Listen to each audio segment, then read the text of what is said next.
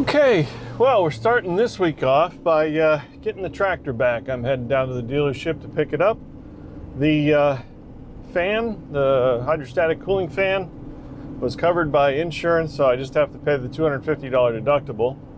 But let me tell you something. So I had some leaks in the front axle, the seals in the front axle.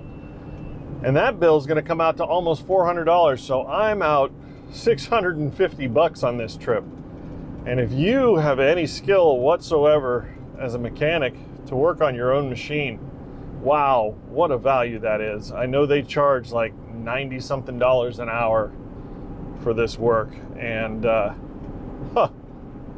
these are expensive machines, and they do take a lot to take care of. If you can do it yourself, it's like anything else. It's like anything else. If you're a do-it-yourselfer in any way, shape, or form, especially in this market, you are saving yourself some money.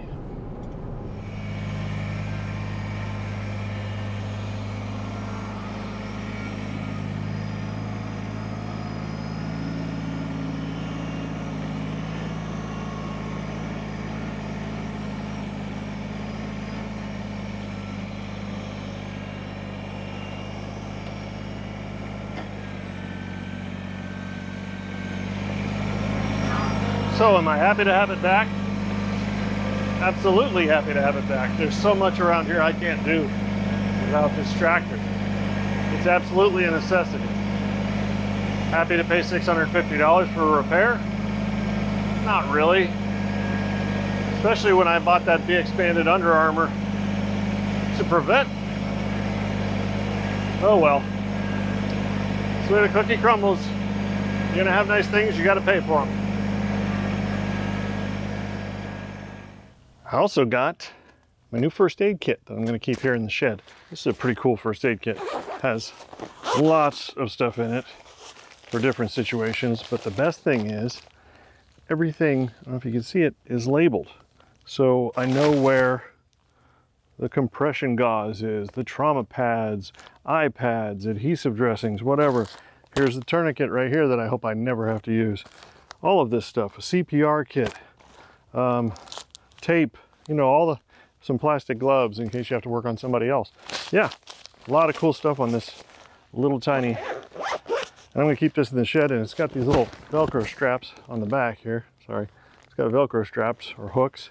You know, I can keep this on the tractor when I'm out working too. So yeah, hope I never use it, like I said. So that brings me to the point of this video, which is what you can expect from my channel this summer, what projects we're gonna be doing. And that also brings up a good point. So we've got quite a few new subscribers. I mean, for me, being a small channel, we're growing, and I'm happy to see that. The main reason I'm happy to see the growth is it just motivates me. The more you subscribe, the more it motivates me to keep doing these videos. And I've said it before in many of my other videos that this is to help other people. When I do stuff, and when you do stuff, and I watch other YouTube channels, I learn from you, you learn from me. When you comment and tell me, you know, hey, maybe you should try this, or maybe you should try that, it's fantastic. You know, it might not take your advice, but you might tell me something like that one viewer that told me about that fan. So glad I got that fixed. Anyway, so one of the projects that I've been trying to get done is this fence. And there's a lot of clearing that I've done. Well, let me show you what I've done back here. So I had my brother come over, who's a licensed surveyor, and he found the pins for the corners of the property. And I ran this string all the way 201.6 feet across the back of the property. And I've been cutting out and clearing a lot of brush and small trees and stuff. And you can see, here we are all the way down the other end of the property, and there's the pin. So what needs to happen now is I need to keep clearing, because this string here is not exactly straight yet. All I need to keep doing is everything that this string touches, I'll cut it out, and then as we go, that string will become straight, and when it's perfectly straight, then I know I've got the back of my property line. Well, that's all well and good, except for one problem. I don't know if you can see on video, but that string is pretty close to being straight. Like I said, I've got to cut out some more scrub. But then look at my fence that I've already put in. That's nowhere near straight. So what am I going to do about that? Well, the plan is I'm going to start at the opposite end down there where we just were, where that pin is, and I'm going to start putting in the fence straight. And then when I get down to here, which is going to take pretty much most of the summer, we're going to see if the Kubota can pull these posts, because I don't want a crooked fence. I want a straight fence all the way down along the back of the property. Nice straight privacy fence. Now, I won't have any trouble taking the panels off, because if you watch any of my previous videos where I built this fence, I screwed these in. So 8 screws and this whole panel comes off. And then I've got to pull the posts. And like I said, I think the Kubota, I'm probably going to use a 3-point hitch, wrap a strap around it and raise it, and it'll probably pull them out. I think it will. I'm pretty confident of it. But anyway, that's the fence project. Oh, and material wise. So here's all the material for finishing the fence. It was $2,000. $2,000, which would have cost half that much last year. And of course I palletized all of it into 500-pound increments, so the tractor can pick those up and move them down there. Now, I can't use the tractor back there until it dries out. So this project is on hold. I'll continue clearing the scrub, get that line straight, get it all laid out perfect, but I won't be able to start putting posts in the ground until that ground is dry. And that is also another project that I'm working on. Of course, the clearing that we did in the backyard with the excavator, it's still a muddy mess. Some of the dirt has dried out, but we're supposed to get 3 days straight of rain, which is just the way it is at this time of year. And I got to wait until it's dry. So that might not even happen until May.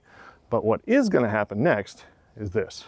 So as you already know that we have a gravel driveway. And one thing about a gravel driveway is if you don't like it and you want to change it, you just add more gravel or take gravel away. Well, we've got this space between the neighbor's property line and our turnaround area. Looks like it's about 6 feet of unused just grass, and it gets gravel in it when I plow in the wintertime, and it's just useless. But it would be very useful if I had this as turnaround area. So when I'm turning my truck and my trailer around, that extra 6 feet would be very, very helpful. So I'm going to turn this into driveway and continue a retaining wall that I have down here. I built this section of retaining wall around the shed here, and I'm just going to continue it all the way down to where I was just in that previous shot, and it'll go about 50 feet. That's going to be a major improvement to my ability to turn around. So these are the projects I have lined up right now. Of course, best laid plans of mice and men, things are going to change, and there will be projects added, and who knows what else. There's always maintenance and cleaning up and friends who call and need stuff done. So that's what to expect from us for this summer. And I hope you'll tune in. I hope you'll subscribe. I hope you hit that like button. Comment in the comment section if you have any words of advice or tips of wisdom that you might want to share. I appreciate that. And we'll catch you next time when I'm digging into this stuff and doing it. So we'll see you then.